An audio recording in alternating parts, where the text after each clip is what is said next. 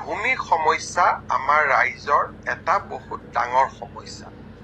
বসুন্ধৰা 1, 2, 3 জৰিয়তে আমি ৰাইজৰ ভূমিৰ সমস্যাসমূহ সমাধানৰ চেষ্টা কৰিছিলোঁ আৰু প্ৰায় 10 লাখতকৈও অধিক পৰিয়াল মিছন বসুন্ধৰাৰ পৰা উপকৃত হৈছিলে।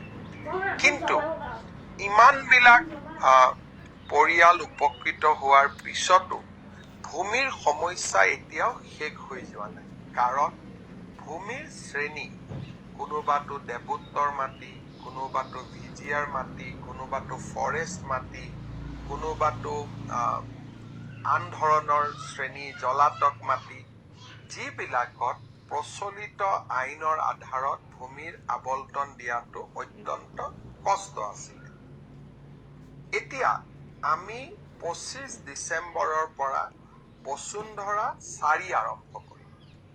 এইকেইটা দিনত আমাৰ যিসকলে বিভিন্ন ধৰণৰ ভূমিৰ সমস্যা ভোগ কৰি আছে, যাৰ কাৰণে বাৰে বাৰে তেওঁলোকে চেষ্টা কৰাৰ পিছতো বসুন্ধৰাৰ পৰা উপকৃত হ'ব পৰা নাই বিভিন্ন কাৰণত, মই আপোনালোকক অনুৰোধ কৰিম এই সমস্যাসমূহ আপোনালোকে যেন চৰকাৰক অৱগত কৰে।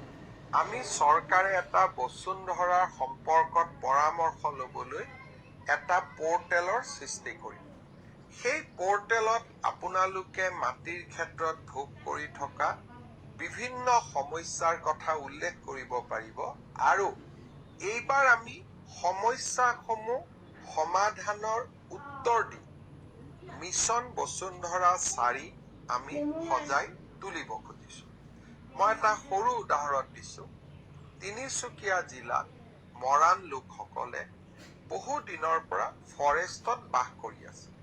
কিন্তু তেওঁলোকে যেতিয়া ফৰেষ্ট বা বনভূমিৰ অধিকাৰ বিচাৰে, তেতিয়া আমি কওঁ যে জনজাতীয় লোকসকলেহে ফৰেষ্ট ৰাইটছত অধিকাৰ পাব পাৰে, গতিকে আপোনালোকে এই ভূমিৰ অধিকাৰ নাপাব।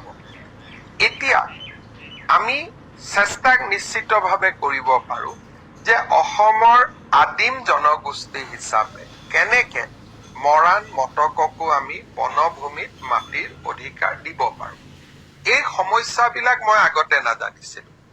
যেতিয়া বসুন্ধৰা 1, 2, 3 কৰিলো, এনেকে নতুন নতুন সমস্যাবোৰ আমাৰ সন্মুখলৈকে আহি থাকিলে আৰু আমি সমস্যাবিলাক সমাধানৰ ৰাস্তা উলিয়ালো, কিছু উলিয়াব পৰা নাই আৰু তাৰ বাবে আমি বসুন্ধৰা 4 লৈ আপোনালোকৰ মাজলৈ আহিম, যাতে আৰু বহুত সমস্যা সমাধান হয়।